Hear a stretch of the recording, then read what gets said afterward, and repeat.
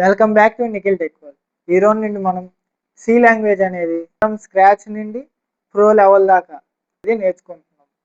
ఈ రోజు నుండి సి లాంగ్వేజ్ సిరీస్ అనేది స్టార్ట్ చేస్తాను.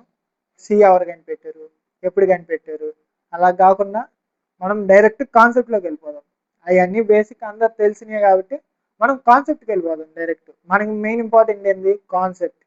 కాన్సెప్టే మనకి మెయిన్ ఇంపార్టెంట్. అందుకని మనం కాన్సెప్ట్లోకి డైరెక్ట్ వెళ్ళిపోదాం. చాలా మందికి ఒక క్వశ్చన్ వస్తుంది, అసలు సిఏ ఎందుకు నేర్చుకోవాలి? మిగతా పైథాన్ ఉంది, జావా ఉంది, జావా స్క్రిప్ట్ ఉంది, బట్ సిఏ స్టార్టింగ్ ఎందుకు నేర్చుకోవాలి అని. సి అనేది ఒక బేసిక్ ఫౌండేషన్ రిమైనింగ్ కోర్సెస్కి, like Java, Python, JavaScript, వాటికి బేసిక్ ఫౌండేషనే C language. So Python, JavaScript కూడా సి లాంగ్వేజ్లోనే రాస్తారు, కానీ అక్కడికి ఇక్కడికి సింటాక్సెస్ అనేది వేరుగా ఉంటాయి. అండ్ నెక్స్ట్, ఫర్ ఎగ్జాంపుల్ ఇప్పుడు హౌస్ కన్స్ట్రక్షన్ చేయాలనుకో, దానికి ఫౌండేషన్ బేస్, దానికి బేసే చాలా ఇంపార్టెంట్. అలాగే సి లాంగ్వేజ్ కూడా మిగతా లాంగ్వేజెస్ నేర్చుకోవడానికి సి లాంగ్వేజ్ అనేది ఒక బేసిక్ ఫౌండేషన్. సో ఇంకా చెప్పాలంటే ఈసీ స్టూడెంట్స్కి సి లాంగ్వేజ్ అనేది చాలా ఇంపార్టెంట్ అండ్ బేసిక్ లాంగ్వేజ్ కూడా. ఎందుకు? ఇది ఎంబెడెడ్ సిస్టమ్స్లో, మైక్రో కంట్రోలర్స్లో కూడా సి లాంగ్వేజెస్ కోడ్తోనే రాస్తారు. అండ్ సి లాంగ్వేజే మెయిన్ ఇంపార్టెంట్. ఈ వీడియోని 3 పార్ట్స్ కన్వర్ట్ చేశాను. ఫస్ట్ పార్ట్ వచ్చి వై సి, అసలు సి ఎందుకు నేర్చుకోవాలి, మనకి సి వల్ల యూజెస్ ఏంటి. నెక్స్ట్ పార్ట్ 2 వచ్చి ప్రాబ్లం అప్రోచ్, అసలు మనం ఒక ప్రాబ్లం చేయాలంటే దాన్ని ఎలాగా అప్రోచ్ చేయాలి అనేది ప్రాబ్లం అప్రోచ్. ఇప్పుడు మనం మోస్ట్ ఇంపార్టెంట్ థింగ్, కోడింగ్లో ప్రాబ్లమ్ని ఎలా అప్రోచ్ చేయాలి. చాలామంది ఎక్కడే చాలా మిస్టేక్స్ చేస్తారు. ప్రాబ్లం చూసి డైరెక్ట్గా కోడ్ రాస్తారు. కరెక్ట్ వేలో ప్రాబ్లమ్ని ఎలా అప్రోచ్ చేయాలో చెప్తా. ఫస్ట్ ప్రాబ్లం చూడాలి, దాన్ని ఎగ్జాక్ట్గా చదవాలి. నెక్స్ట్ ఎగ్జాంపుల్ తీసుకో, ఇన్పుట్ అండ్ అవుట్పుట్ అనేది ఎగ్జాంపుల్ తీసుకోవాలి. స్టెప్ 3, ఇక్కడ పెద్ద పెద్ద ప్రాబ్లమ్ని స్టెప్స్గా డివైడ్ చేసుకోవాలి. నెక్స్ట్ స్టెప్ 4, ఇక్కడ కోడ్ రాయడం స్టార్ట్ చేయి. అంటే డివైడ్ చేసిన స్టెప్స్ని ఒక కోడ్గా రాయాలి. నెక్స్ట్ స్టెప్ 5, మనం రాసిన కోడ్ని టెస్ట్ చేయాలి. నువ్వు డిఫరెంట్ టైప్స్ ఆఫ్ ఇన్పుట్స్ ఇచ్చి అవుట్పుట్స్ అనేది టెస్ట్ చేయి. ఎలా వస్తుంది, సేమ్గా వస్తుందా, డిఫరెంట్గా వస్తుందా అని అలా చేయాలి. ఈ 5 స్టెప్స్ అనేది నువ్వు ఫాలో అయితే ప్రాబ్లమ్ని నీట్గా అండ్ క్లియర్ వేలో అప్రోచ్ అవ్వచ్చు అండ్ ప్రాబ్లమ్ని ఈజీగా సాల్వ్ చేయొచ్చు. అది పార్ట్ 2. ఇప్పుడు పార్ట్ 3కి వద్దాం. పార్ట్ 3 ఏంది? మన ఫస్ట్ ప్రోగ్రామ్ చేద్దాం.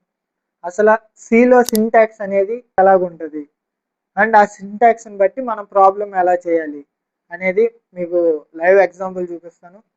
జస్ట్ చిన్న ప్రాబ్లం, జస్ట్ హలో వరల్డ్ అని ప్రింట్ చేయడం. బిగినర్స్కి ఈజీగా అర్థమయ్యేలాగా ఉండేది కాబట్టి మనం హలో వరల్డ్ అనేది ఫస్ట్ ప్రింట్ చేద్దాం. స్టార్టింగ్లో ఒక హెడర్ ఫైల్ ఉంటుంది. ఆ హెడర్ ఫైల్ ఏంటిది? Ash include stdio.h. అంటే మన ప్రోగ్రామ్కి ఒక టూల్ బాక్స్ యాడ్ చేస్తున్నామని అర్థం. ఈ టూల్ బాక్స్లో లైక్ ప్రింట్ఎఫ్, స్కాన్ఎఫ్ లాంటి రెడీమేడ్ ఫంక్షన్స్ అనేవి ఉంటాయి.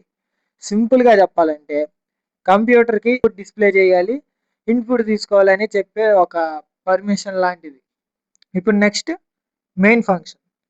మెయిన్ ఫంక్షన్ ఈజీగా చెప్పాలంటే, ఇప్పుడు ఆ మూవీ స్టార్ట్ అవ్వడానికి స్టార్టింగ్ పాయింట్ ఎంత ముఖ్యమో, అలాగే ఒక కోడ్ అనేది ఎగ్జిక్యూట్ అవ్వడానికి ఈ మెయిన్ ఫంక్షన్ అనేది ఒక ఎంట్రీ పాయింట్ లాంటిది.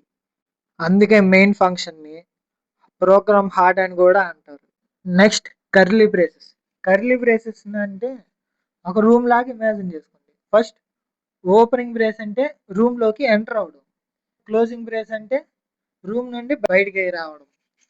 ఈ మధ్యలో ఉన్న కోడ్ని అంతా కంపైలర్ అనేది కన్సిడర్ చేస్తుంది. ఇప్పుడు మనం నెక్స్ట్ అవుట్పుట్ స్టేట్మెంట్కి వద్దాం. స్క్రీన్ మీద ఏదైనా డిస్ప్లే చేయాలంటే ప్రింట్ఎఫ్ అనేది యూజ్ చేస్తాం.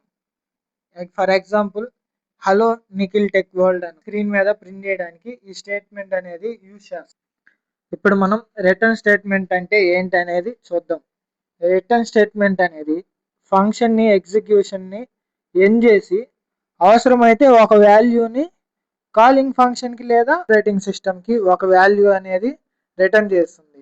దాన్ని రిటర్న్ స్టేట్మెంట్ అంటారు.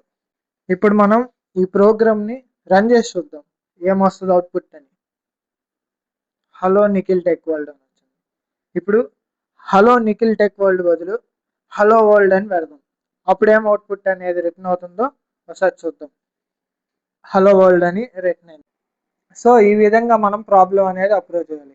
ఈరోజు మనం ఏం నేర్చుకున్నాం, అసలు సి ఎందుకు నేర్చుకోవాలి, నెక్స్ట్ ప్రాబ్లం ఎలా అప్రోచ్ అవ్వాలి, నెక్స్ట్ ఆ 5 స్టెప్స్ మన ఫస్ట్ ప్రోగ్రామ్ ఎలా చేయాలి అనేది. నెక్స్ట్ వీడియోలో వేరియబుల్స్, డేటా టైప్స్ అనేది కంప్లీట్గా చెప్తా. ఇంట్, ఫ్లోట్, క్యారెక్టర్ అన్నీ నీట్ అండ్ క్లియర్గా ఎక్స్ప్లెయిన్ చేస్తాను. బిగినర్స్కి అయితే ఇది చాలా ఈజీగా ఉంటుంది అండ్ సింపుల్ వేలో మనం ప్రాబ్లమ్స్ అనేది అప్రోచ్ చేస్తాం. ఈరోజు నుండి డైలీ మిస్ అవ్వకుండా డైలీ వీడియోస్ అనేది అప్లోడ్ చేస్తూ ఉంటాను అండ్ ఇంకా టిప్స్ అండ్ ట్రిక్స్ అనేది చెప్తాను ఉంటాను. సో సబ్స్క్రైబ్ చేసుకో అండ్ ఇంకా మీ ఫ్రెండ్స్ అండ్ ఫ్యామిలీకి కూడా షేర్ చేయి. నెక్స్ట్ వీడియోలో కలుసుకుందాం. Until then signing off. Bye by.